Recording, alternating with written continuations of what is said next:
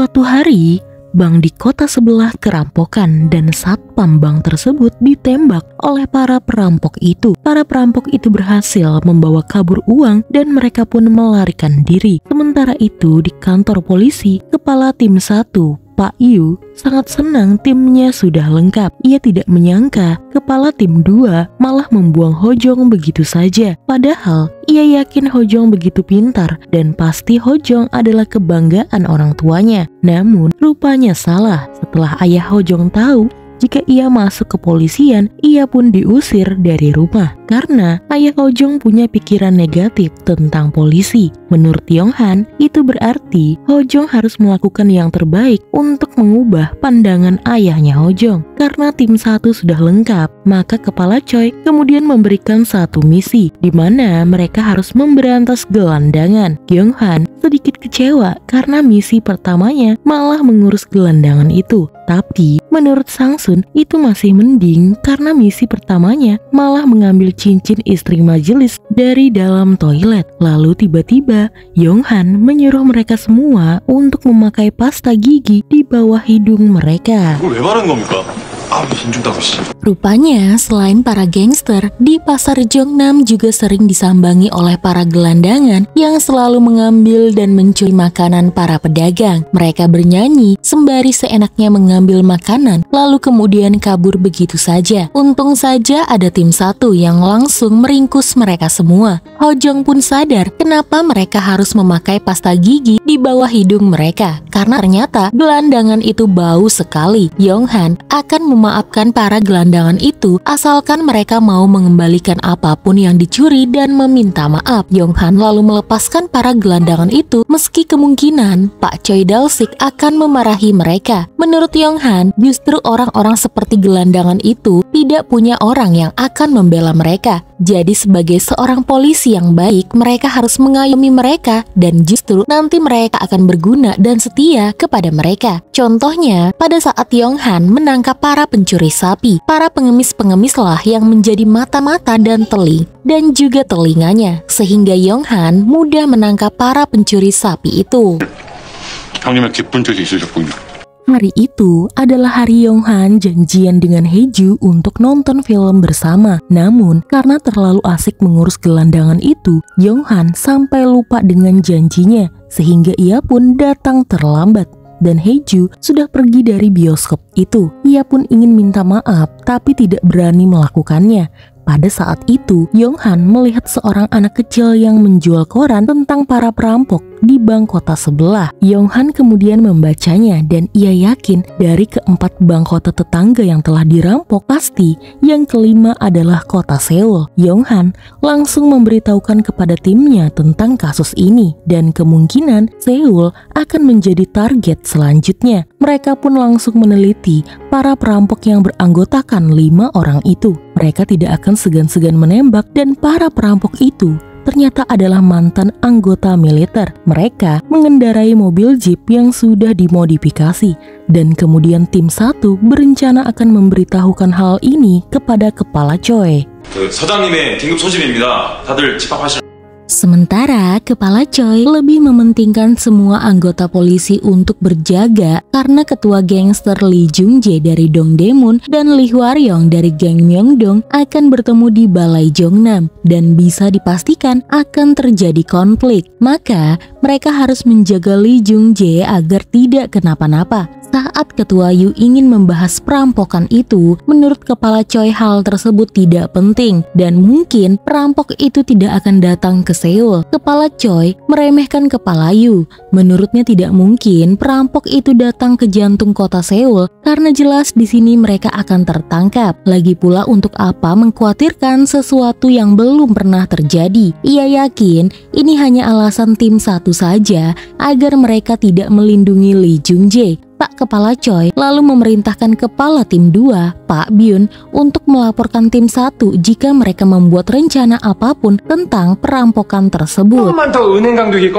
Para perampok itu berencana merampok untuk yang terakhir kalinya sebelum mereka melarikan diri ke luar negeri. Mereka lalu memilih target mereka selanjutnya dan kemudian mereka tahu jika di Seoul akan ada pertemuan kepala gangster yang menurut mereka langit telah mendukung aksi mereka itu. Sementara itu, Pak Yu memberikan hadiah setelan jas untuk Yonghan. Sekarang, Yonghan tidak lagi terlihat sebagai pemuda dari kampung dengan jas tersebut. Lalu, setelah itu Yonghan datang ke toko buku milik Haeju untuk meminta maaf. Sayangnya, Haeju enggan menerima permintaan maaf dari Yonghan dan menyuruhnya untuk tidak datang ke toko bukunya lagi. Saat itu, Yonghan melihat rak buku Haeju yang mau roboh. Ia pun memperbaikinya dan di sana Haeju kembali luluh dan bersedia memaafkan Yonghan. Bahkan, mereka berdua pun pulang bersama-sama. Mereka lalu bercerita tentang impian mereka, di mana Yonghan memang terlahir untuk menjadi detektif dan Haeju ingin menjadi artis namun ditolak oleh ibunya. Di perjalanan, Haeju melihat sebuah gelang yang dijual. Ia pun membelikan Yonghan untuk menutupi luka di lengan Yonghan. Luka itu Yonghan dapat saat ia menjadi tentara pelajar. 잘 두르고 다닐게요. Karena di kantor polisi tim 1 tidak diperbolehkan membicarakan tentang perampokan itu, maka mereka melakukannya di kamar kos Yonghan. Menurut pengintaian mereka, para perampok itu akan melakukan aksinya sekitar sepekan lagi. Dan kira-kira bank yang mana yang akan dirampok? Yonghan berpikir kemungkinan itu adalah Bank Goryeo karena bank tersebut adalah bank yang menyimpan banyak uang tunai sesuai dengan keinginan para perampok itu. Mereka semua harus mengusahakan agar tidak ada korban jiwa dan para perampok itu tidak boleh mengambil sepeser pun uang dari bank tersebut. Pertama-tama, mereka akan menaruh mata-mata di jalanan. Tentu saja, teman-teman gelandangan mereka yang akan membantu tim 1.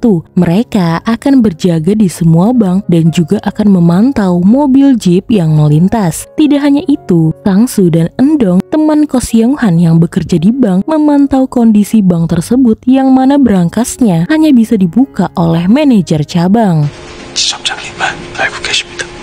Hari-hari pun berlalu. Seorang gelandangan lalu melihat mobil jeep datang ke Bank Goryeo dan ada dua orang pria yang tinggi keluar dari mobil tersebut. Mereka lalu yakin perampok itu mengincar Bank Goryeo dan ia pun menyuruh Sang-soo untuk menyamar menjadi satpam di bank tersebut. Singkat cerita, di hari H, semua polisi diminta bersiap untuk menjaga para pemimpin gangster. Pak Choi yang sudah merasa curiga kepada tim 1 kemudian memerintahkan tim 2 untuk mengurung mereka di dalam sel saja. Officer Kim yang menjaga sel penjara itu awalnya tidak mau membebaskan mereka, tapi setelah dijelaskan jika akan ada perampokan di bank di mana semua orang menaruh uang hasil keringat mereka di sana, Officer Kim langsung teringat dengan ibunya yang sudah capai-capai menabung di bank demi dirinya. Maka Officer Kim kemudian melepaskan Yonghan dan kawan-kawannya dan ia bahkan mengawal mereka semua.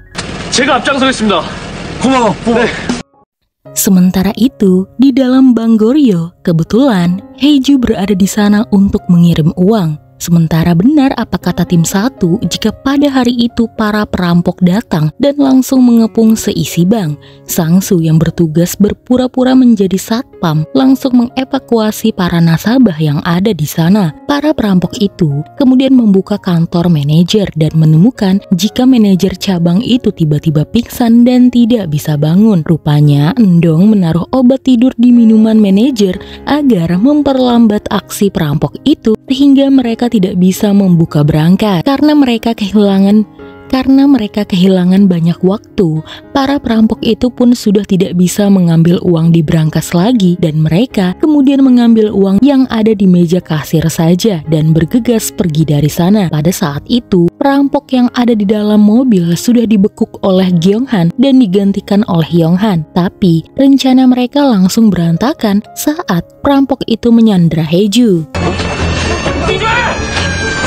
Yonghan yang saat itu berpura-pura menjadi perampok dengan memakai topeng lalu memperlihatkan gelang pemberian Haeju kepadanya. Agar Haeju merasa baik-baik saja, ia lalu berpura-pura menjadi perampok dan membawa rekan perampoknya itu kabur dari bank. Setelah salah satu perampok dilumpuhkan oleh Sang-soo, aksi kejar-kejaran pun dimulai di mana perampok tersebut melepaskan senjata api ke arah Sang-soo dan kawan-kawan di jalanan. Dan kemudian perampok curiga dengan supir mereka karena supir mereka mengarahkan jalan ke arah keramaian. Untuk mengecoh para perampok itu, Haeju langsung menggila. Ia menarik rambut para perampok itu dan berpura-pura takut dibunuh. Kemudian Yonghan memperlihatkan wajah aslinya dan berkata, mereka semua akan pergi ke penjara. Pada saat itu, mobil yang dibawa Yonghan pun sempat oleng karena kehebohan yang terjadi di dalamnya. Ia hampir saja menabrak seseorang di jalan. Untung, Yonghan sempat membelokkan setirnya dan menabrakkan mobil para perompak itu ke mobil di pinggir jalan.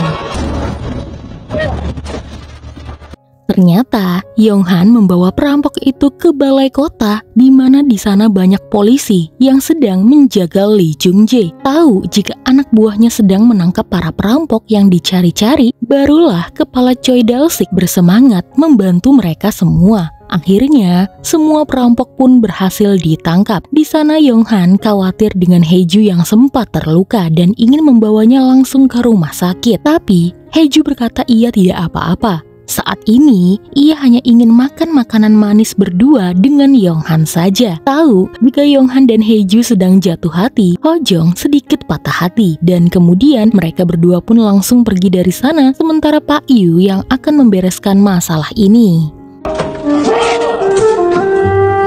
Singkat cerita, kepala Choi Dal-sik akhirnya mendapatkan hadiah dan mengapresiasi kerja tim 1.